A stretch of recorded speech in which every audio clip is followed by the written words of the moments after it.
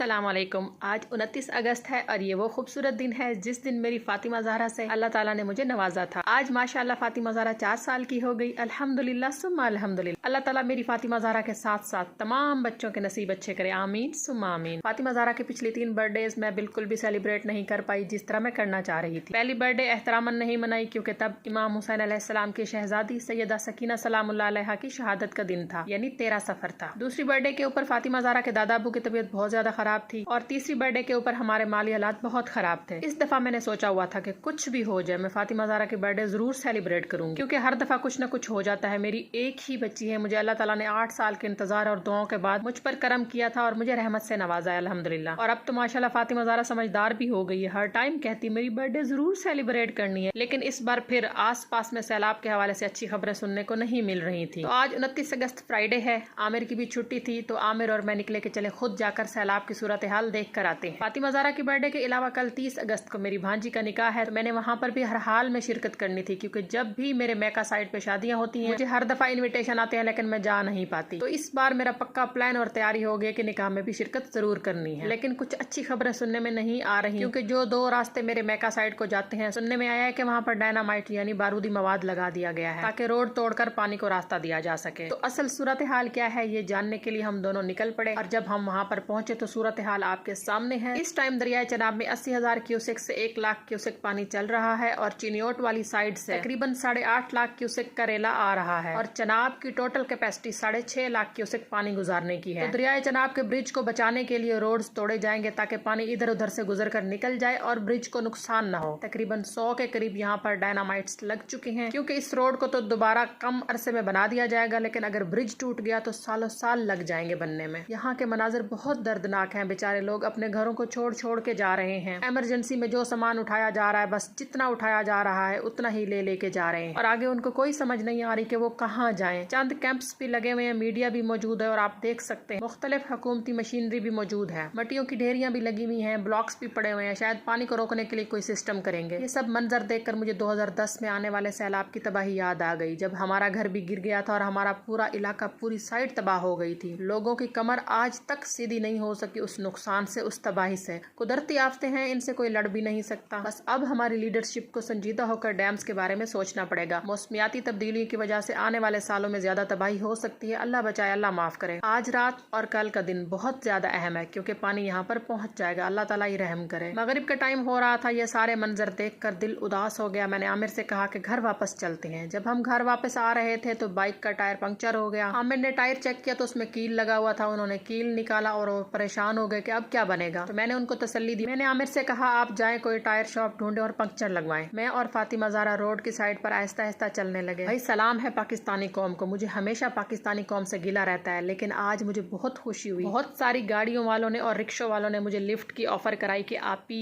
बाजी बैठ जाएं, आप छोटी बच्ची के साथ हैं। तो मैं उनसे कहती थी नहीं नहीं बस मैंने ये सामने तक जाना है, मेरे हस्बैंड आगे मौजूद है। पाकिस्तानी कौम हर मामले में बेमिसाल है। आज के व्लॉग को मैं यहीं पर खत्म करती हूँ। आगे आमिर तक कैसे पहुंची, फातिमा ज़हरा की बर्थडे सेलिब्रेट की या नहीं की, अपनी भांजी के निकाह पर गई या नहीं गई, ये सब देखने के लिए देखिए मेरा अगला व्लॉग। अपना और अपनों का ढेर सारा ख्याल रखें, तमाम सैलाब मुतासरिन और मुझे अपनी दुआओं में याद रखें। मिलते हैं इंशाल्लाह अगले व्लॉग में। अल्लाह हाफिज।